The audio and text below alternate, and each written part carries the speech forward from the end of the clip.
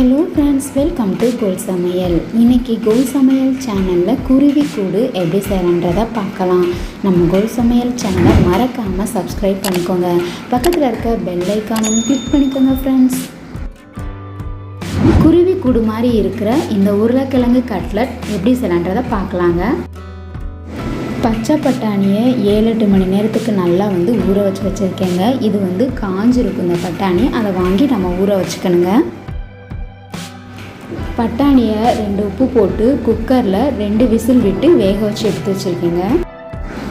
4 medium size உருளைக்கிழங்கு இந்த மாதிரி நல்லா வேக வச்சு தோடு வச்சு எடுத்து வச்சுருக்கேங்க. இதை நல்லா நம்ம மசிச்சு விட்டுக்கலாம். ஒரு கரண்டியை வச்சு நல்லா மசிச்சு விட்டுக்கலாம். அப்படி இல்லைன்னா கையில் கூட மசிச்சு விட்டுலாங்க. இந்த மாவில் குருவி கூடு ரெடி பண்ணிடலாங்க. ஒரு கடாய் எடுத்துக்கலாங்க. 1 ஸ்பூன் ஆயில் சேர்த்துக்கலாங்க. இது கூட 1/2 ஸ்பூன் சீரகம் சேர்த்துக்கலாங்க. இந்த மாதிரி உருளைக்கிழங்கு கட்லட் டிஃப்ரெண்ட்டாக செய்யும்போது எல்லோரும் விரும்பி சாப்பிடுவாங்கங்க. பச்சை மிளகாய் 2 பொடிசாக கட் பண்ணி சேர்த்துருக்கேங்க. உங்களுக்கு காரம் எந்தளவு அதிகமாக தேவையோ அதுக்கு தகுந்த மாதிரி நீங்கள் பச்சை மிளகாய் ஆட் பண்ணிக்கோங்க. பெரிய வெங்காயம் 1 கைப்பிடி பொடிசாக கட் பண்ணியிருக்கேங்க. இஞ்சி பூண்டு 1 ஸ்பூன் தட்டி இந்த மாதிரி சேர்த்துக்கலாங்க. இது கூட கொஞ்சமாக கொத்தமல்லி தலையை தூவிடலாங்க. மிளகாத்தூள் 1/2 ஸ்பூன் சேர்த்துக்கலாங்க. மல்லித்தூள் 1/2 ஸ்பூன், உப்பு 1/4 ஸ்பூன் சேர்த்துக்கலாங்க. பெருங்காயத்தூள் 1/4 ஸ்பூன் சேர்த்துட்டு பச்சை வாசனை போகிற வரைக்கும் நல்லா கிண்டி விட்டுலாங்க. இப்போது நம்ம வதக்கி வச்சுருக்க இந்த வெங்காயத்தை உருளைக்கிழங்குல சேர்த்துடலாங்க. சேர்த்துட்டு நல்லா இந்த மாதிரி மிக்ஸ் பண்ணி விட்டுடலாம். உருளைக்கிழங்கும் வெங்காயமும் நல்லா மிக்ஸ் ஆகணுங்க. இந்த மாதிரி நல்லா மிக்ஸ் பண்ணியாச்சு. குருவி கூடு கோட்டிங்காக மைதா மாவு 3/4 கப் எடுத்துருக்கேங்க. இதை கொஞ்சம் கொஞ்சமாக தண்ணி ஊற்றி நல்லா மிக்ஸ் பண்ணிடலாம்.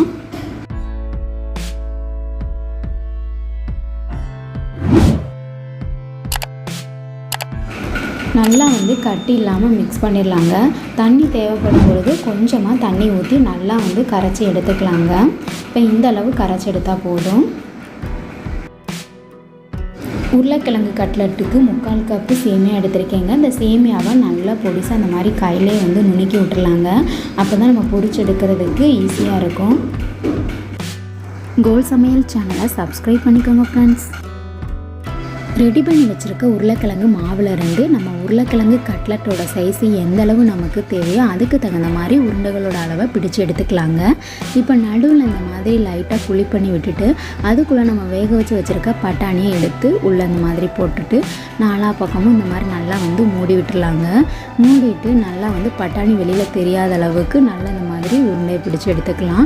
நான் சின்ன உருண்டையை எடுத்துருக்கனால 1 ஸ்பூன் பட்டாணி பிடிச்சிருக்கு. நீங்கள் பெரிய உருண்டையாக எடுத்தால் அதுக்குள்ளே 2 ஸ்பூன் பட்டாணி கூட பிடிக்குங்க.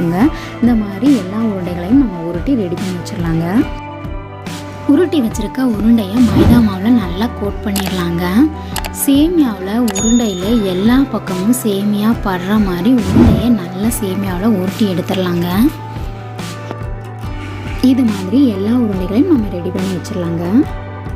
ஒரு கடாயில் உருண்டைகளை பொரிக்கிறதுக்கு தேவையான அளவு ஆயில் எடுத்துக்கலாங்க. நம்ம உருட்டி வச்சுருக்க உருண்டைகளை இந்த மாதிரி எண்ணெயில் சேர்த்துடலாம். அடுப்பை லோ ஃப்ளேமில் வச்சு தான் இந்த உருண்டைகள் எல்லாத்தையுமே பொரிச்சு எடுக்கணுங்க. அப்படி இல்லைன்னா கரிஞ்சிடும் சீக்கிரமாகவே. உருண்டைகளை எண்ணெயில் சேர்த்துட்டு இந்த மாதிரி லைட்டாக பிரட்டி விடணுங்க. அப்போ தான் உருண்டைகள் முழுவதுமே நமக்கு ப்ரௌன் கலராக கிடைக்குங்க.